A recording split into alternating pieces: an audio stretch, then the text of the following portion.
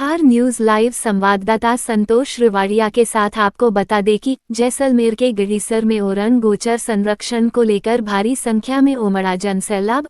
Oran team के आह्वान पर शिव विधायक रविंद्र सिंह भाटी बने आंदोलन की आवाज।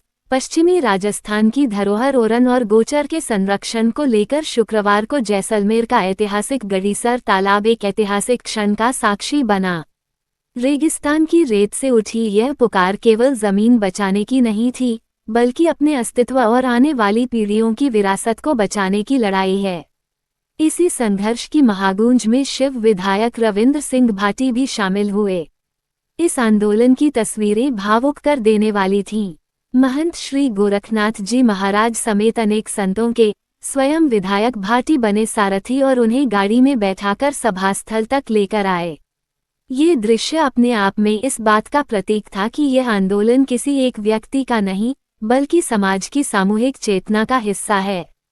सभा में अपने जोशीले संबोधन के दौरान भाटी ने भोपाल सिंह, सुमेर सिंह सावंता और उनकी पूरी टीम का आभार जताया, जिन्होंने इस महाआयोजन को सफल बनाने के लिए अथक प्रयास किए।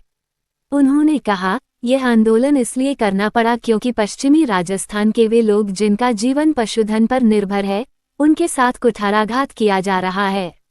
ओरन और गोचर की भूमि जो उनके जीवन की धुरी है, उसे नष्ट किया जा रहा है।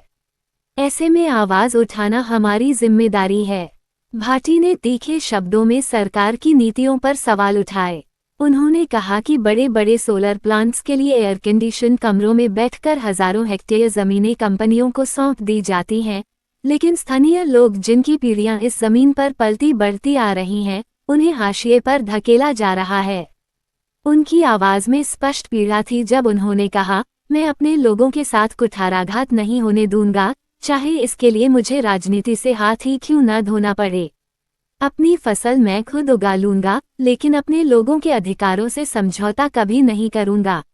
विधायक भाटी ने अपनी भावनाओं को और गहराई देते हुए कहा कि आजकल हर जगह पौधारोपण के कार्यक्रम तो हो रहे हैं, लेकिन उनमें से अधिकांश पौधे कुछ ही दिनों में सूख जाते हैं।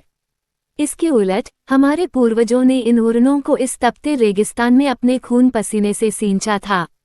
यही कारण है कि यह भूमि केवल मिट्टी का टुकड़ा नहीं है, बल्कि पीढ़ियों से चली आ रही हमारी विरासत है। ओरन और गोचर केवल जमीन नहीं है, ये हमारे गौवंश का आश्रय स्थल हैं। अगर ये खत्म हो जाएंगे तो गायें कहाँ जाएंगी, हमारे बैल, ऊंट और बकरियां कहाँ चरेंगी।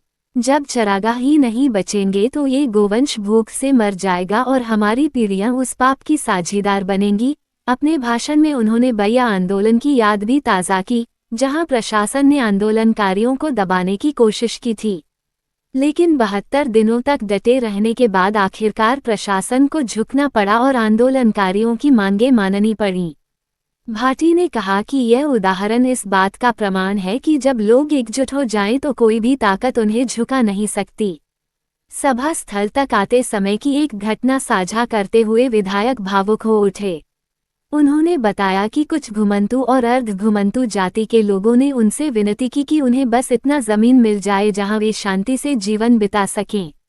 भाटी ने तीखे स्वर में कहा कि सरकार को इन बेघर लोगों को जमीन देकर संतुष्ट करना चाहिए था, लेकिन इसके बजाय वह हजारों एकड़ भूमि बहुराष्ट्रीय कंपनियों को सौंप रही है।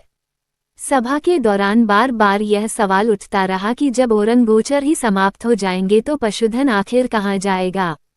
राजस्थान की पहचान ही उसके गोवंश और रेगिस्तानी पशुधन से है।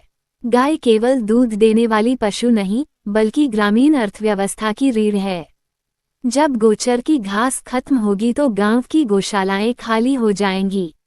हमारे पुरखों ने गोचर बचाकर हमें गाय पालने की आज़ादी दी थी। अगर ये जमीनें कंपनियों को दी जाती रहीं तो आने वाली पीढ़ियों को गाय सिर्फ तस्वीरों और किताबों में दिखेगी। सभा के अंत में भाटी ने जनता से आह्वान करते हुए कहा, हमारे गौवंश, हमारी जमीन और हमारे ओरन गोचर को बचाने की लड़ाई हमें खुद ही लड़नी पड़ेगी। अगर हमने अब आवाज नहीं उठाई तो कल हमारे गांवों से गौशालाएं उजड़ जाएंगी और बच्चों को गाय की रंभाहट सुनने को भी तरसना पड़ेगा। सरकारें और कंपनियां हमारे हक को छीनने की कोशिश करेगी, लेकिन हमें मिलकर अपनी धरोहर और आने वाली पीढ़ियों के भविष्य की रक्षा करनी होगी। गढ़ीसर तालाब पर उमड़े इस जनसैलाब ने ये स्पष्ट कर दिया कि यह आंदोलन केवल एक मुद्दा नहीं, बल्कि पूरे मरुधर की आत्मा से जुड़ा प्रश्न है। ओरन और गोचर को बचाने की यह पुकार अब केवल जैसलमेर तक सीमित नहीं रही, बल्कि यह पूरे राजस्थान की आवाज बन चुकी है।